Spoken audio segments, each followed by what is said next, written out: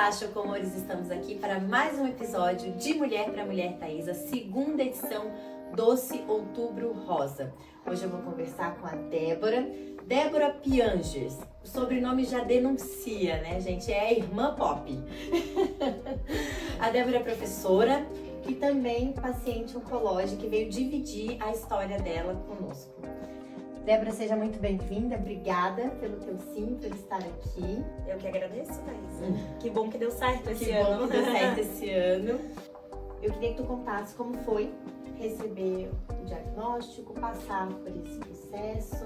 O meu diagnóstico eu recebi no finalzinho de 2017. Na metade do ano eu tinha feito uma consulta regular de acompanhamento com a ginecologista. Nós mulheres nos acostumamos desde sempre a fazer esse acompanhamento uma vez por ano com a ginecologista. Tinha feito um exame de toque com ela, tava tudo certo. E aí, no intervalo entre a primeira consulta e o retorno para mostrar os exames, eu senti uma bolinha do lado esquerdo do seio esquerdo. Fiquei ali com aquela bolinha, voltei no retorno com ela, comentei e falei: olha, doutora, tá tudo certo nos exames, tá tudo bem, mas eu tô com uma bolinha aqui do lado. Ela olhou no computador, o prontuário, falou: não, 15, 20 dias atrás a gente fez um exame de toque, não tinha nada. Isso aí provavelmente é uma glândulazinha que tá inchada, né? Explicou tudo e falou: olha, pode ficar tranquila, 2 a 3 semanas isso vai desinchar. E não desinchou, e passaram 2 semanas, 3 semanas, 4 semanas, eu continuava com aquela bolinha incomodada um pouquinho, porque pegava bem no aro do sutiã. E eu tinha tido algumas experiências recentes com colegas de trabalho que descobriram câncer já muito avançados em outras regiões do corpo. E aí eu pensei, bom, eu tenho plano de saúde, né? Eu tenho todos os recursos à minha disposição, por que não consultar um especialista? Por que não buscar essa prevenção? Nunca tinha consultado com um mastologista. Então falei, vou marcar um mastologista por desencargo de consciências. E isso foi algo muito importante na minha trajetória. Pensar sempre nessa possibilidade de prevenir, de buscar um diagnóstico cedo, de estar atento aos sinais do corpo. Porque muitas vezes a gente está sentindo uma dorzinha ali, a gente tem um pequeno sintoma, a gente vai deixando, vou marcar os meus exames nas férias, né? No final do ano. A gente sempre vai empurrando um pouquinho e deixando para depois. E ter tomado essa decisão de buscar um especialista fez toda a diferença na minha caminhada. Porque aí a gente conseguiu, de fato, ter um diagnóstico muito cedo e fazer um tratamento todo voltado para a cura, mas um tratamento menos invasivo do que teria sido se eu tivesse esperado, se eu tivesse deixado, se eu não tivesse ficado atenta a essas questões. Então, algo que eu sempre falo para as minhas amigas, falo para os meus colegas, falo na internet, conhecer o corpo e ficar atento aos sinais. E quando a gente perceber algo que está diferente, que não era para ser assim, buscar uma ajuda, buscar um auxílio. Especialmente quem tem aí, a gente sabe que a saúde pública não tem tantos recursos, tantas condições, às vezes tem que esperar mais tempo, mas especialmente para quem tem plano de saúde, para quem tem condições, que a gente pega um telefone e marca uma consulta, que a gente possa realmente ir atrás e buscar essa saúde, buscar essa prevenção, buscar um diagnóstico precoce, porque de fato isso salva a nossa vida. Em que momento a MUC entrou na tua trajetória? Era finzinho de 2017, eu tava com 31 anos. Logo que eu recebi o diagnóstico, eu busquei na internet pessoas que falassem sobre isso, que estivessem passando por isso também. E se criou uma rede de apoio virtual muito grande. Então eu fiz muitas amigas na época, pessoas que estavam passando pela mesma coisa, pessoas que estavam com um tratamento um pouquinho mais avançado.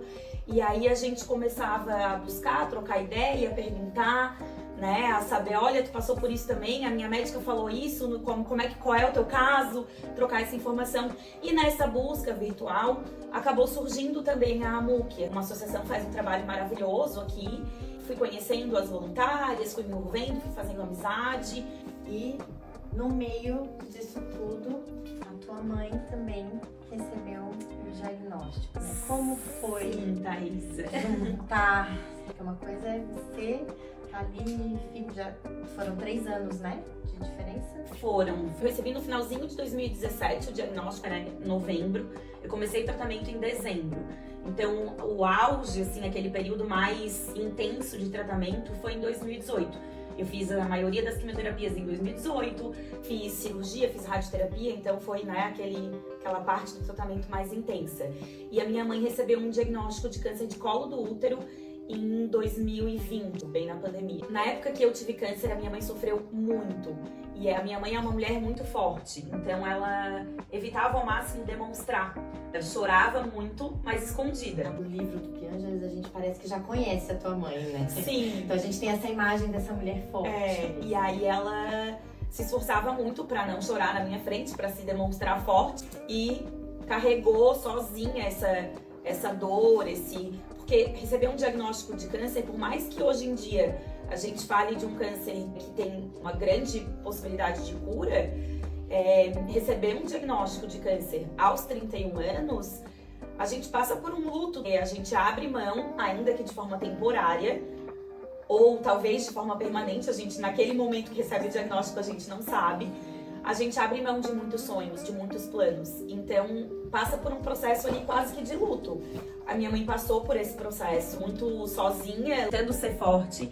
E aí, em 2020, ela recebeu o diagnóstico. Lembro que em 2018, no meu diagnóstico, ela dizia que ela daria tudo pra trocar de lugar comigo.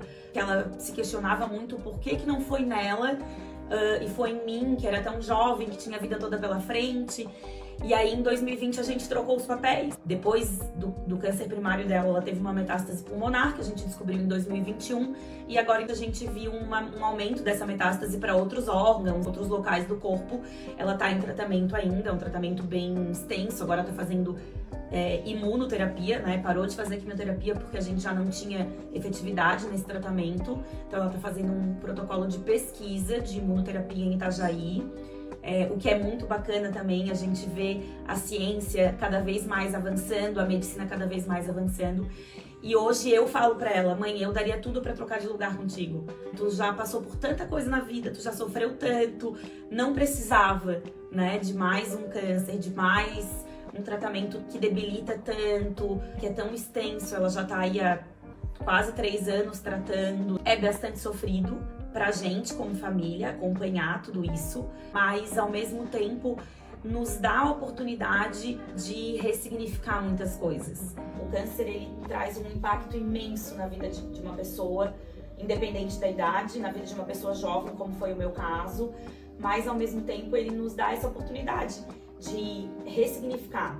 Eu costumo dizer que é uma escolha. A gente pode escolher ficar ali cultivando aquele sofrimento, ou a gente pode escolher de fato enxergar a realidade, perceber que tem muitas coisas ruins, que é muito difícil, mas perceber que a gente também tem a oportunidade de transformar isso em coisas boas. Hoje, como família, a gente tem essa oportunidade de ressignificar as nossas relações familiares, de estar mais próximo, de estar ainda mais junto. A gente sempre foi uma família unida, mas ter essa urgência de aproveitar cada oportunidade para estar junto, para dizer eu te amo, para se abraçar, para dizer que a gente vai estar aqui um pelo outro, é muito bacana. Então a gente enxerga esse lado positivo também. Vocês não trocaram de lugar uns com os outros, mas tiveram a oportunidade de dar as mãos, caminhar juntos nesse mesmo momento, né? Sim. E quem é a Débora depois dessa experiência? Eu acho que é um processo, né, Thaís? A gente nunca tá pronta, a gente nunca tá finalizada. Você ainda tá passando, né? Eu ainda faço hormonioterapia, até o ano que vem, pelo menos. E é muito interessante que muita gente fala assim, agora acabou quimioterapia, acabou cirurgia, acabou rádio, agora acabou, vida normal. Muito pelo contrário, o câncer deixa marcas eternas. A gente convive com sintomas, convive com questões relacionadas ainda ao tratamento durante muito tempo, né? Então tem o processo do cabelo crescer, tem o processo da mama que foi irradiada voltar ao normal, porque a gente perde um pouco de sensibilidade, a gente fica com a mama um pouco endurecida, isso influencia nas nossas relações, na vida sexual. No meu caso, que faço tratamento hormonal, eu tenho uma menopausa induzida, então hoje estou com 36 lidando com esses efeitos, o calorão, das trocas de humor, né, por causa dos hormônios. Então tudo isso deixa marcas, influencia a nossa qualidade de vida. Mas hoje, sem dúvida nenhuma, posso dizer que eu sou uma Débora forte, segura. Como eu tive câncer mais jovem, eu não era casada, eu ainda não sou mãe, eu sou professora, eu trabalho com crianças, eu tenho um lado ainda infantil.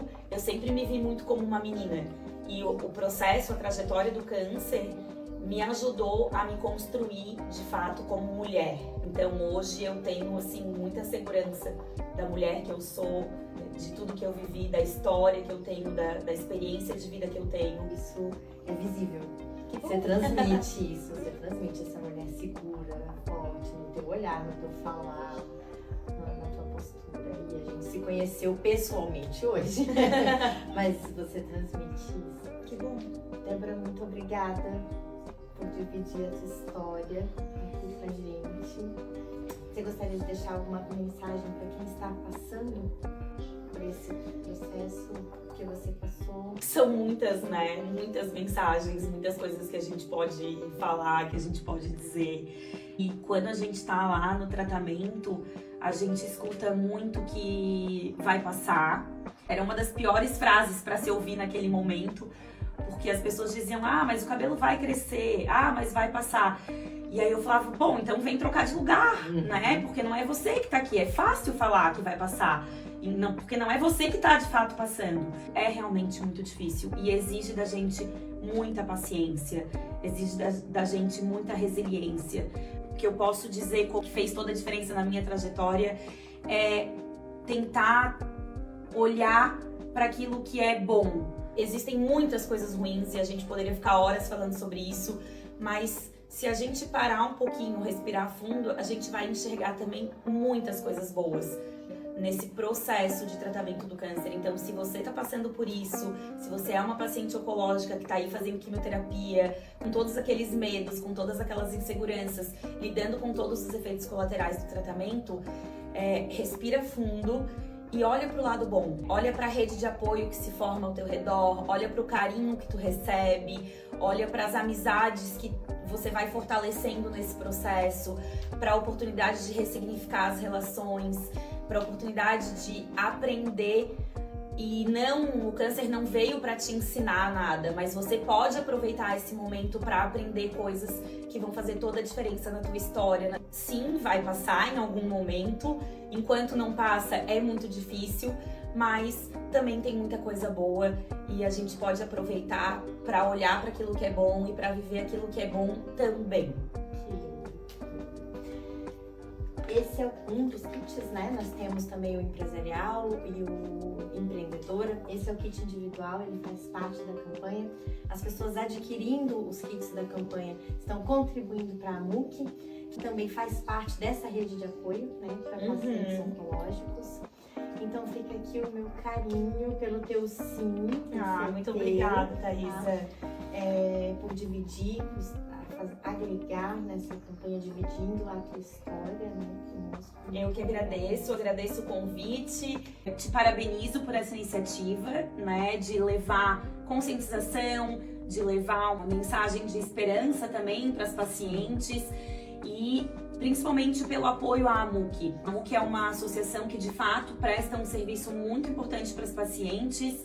Você tem inclusive assessoria jurídica, pacientes que estão passando por dificuldades com o plano de saúde ou que precisam de uma medicação que o SUS não oferece. Então a gente tem lá uma advogada que dá esse auxílio. Me ajudou a minha mãe inclusive a conseguir uma medicação que não está no rol do SUS. A Ana Paula, que é uma das advogadas que presta assessoria lá, fez um trabalho com a gente, entrou com uma ação judicial, a gente conseguiu uma medicação que era importante para a sobrevida da minha mãe. Então a AMUC tem desde esse trabalho voltado de fato para o tratamento, para a garantia dos direitos, até um trabalho de apoio psicológico, de acolhida, de afeto, oferecer as almofadas que as pacientes usam quando fazem a mastectomia. Então esse trabalho realmente é um trabalho muito importante que faz muita diferença na vida das pacientes.